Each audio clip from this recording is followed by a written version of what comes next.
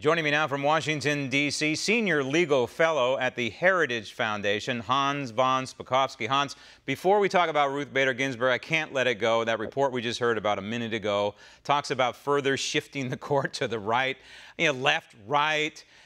This is a moment in time I want to take here to educate people. There is no left and right when you talk about the Constitution. When you talk about a constitutional, constructionist court, you're talking about dead center constitutional. Would you agree? Right.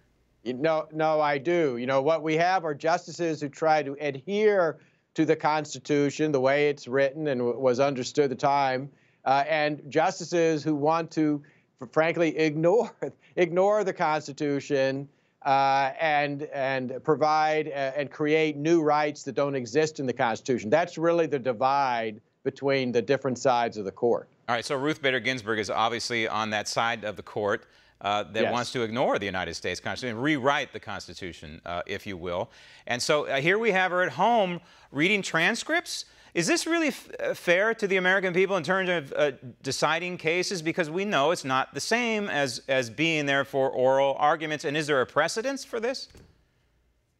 Well, yeah, look, it's one thing if she misses court for a short period of time. That has happened before with other justices with various illnesses. The problem will be if she is so ill that she misses court for a lengthy period of time. And that's the point at which, she'll have to make a decision as to whether she's really capable of continuing on the court. I mean, look, I don't agree with the decisions she makes or her views of the Constitution, but I certainly hope that she recovers from this latest bout with cancer. Sure. But we don't know if while she's reading these transcripts, she's lucid. We don't know if she's, taking some sort of heavy-duty medication. And we don't know how valid her vote is. Now, I guess that could pertain to any of the Supreme Court justices or any judge on the bench, for that matter. But I think these are valid questions to ask. Also, we should point out that, if there's a point where she feels that she can't function but doesn't want to retire, I guess she could go on some sort of leave. And would that leave a 4-4 court, which we've seen before in the last 2 years or so? Yeah, the only way a Supreme Court justice leaves is if they voluntarily leave by themselves, if they die in office, or if they are impeached by Congress, which is, of course, never happened. So even if she becomes so ill that she can't be on the court, she won't leave the court unless she voluntarily steps down. So that is a possible scenario. And in our history, Hans, and you know this, there have been several documented senile members of the United States Supreme Court, dating back to President Washington, John Rutledge in the 1790s. These are documented cases. Henry Baldwin in the 1830s, Robert Greer in the 1860s, right after the Civil War, Nathan Clifford, 1880s, and Frank Murphy in the 1940s. I guess Frank Murphy had some sort of drug addiction, but all of these Supreme Court justices served while it was, I guess, publicly understood that their mental capacity was compromised. Yeah, and that's, look, that's a result of our Constitution.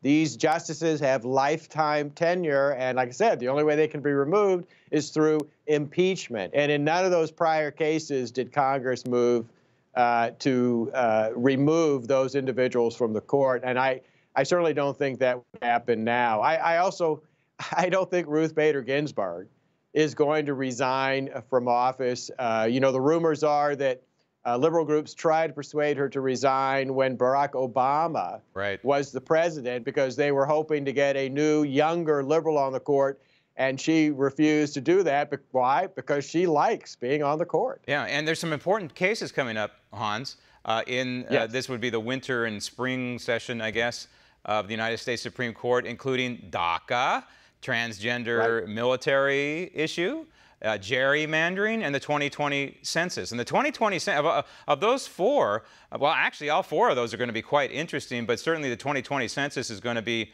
very interesting because it sets up a fight between the branches of government, if you will, and how the president can administer what is a constitutional mandate, which is the census.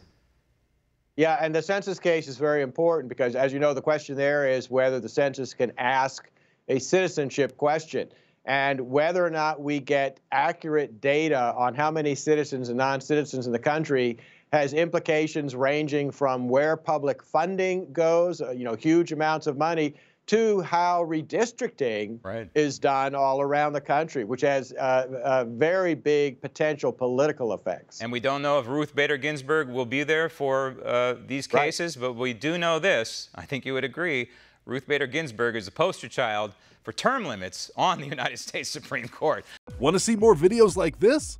Click on the link below and subscribe to One America News on YouTube, and call your cable provider and kindly demand that One America News is added to your lineup. Call and subscribe today.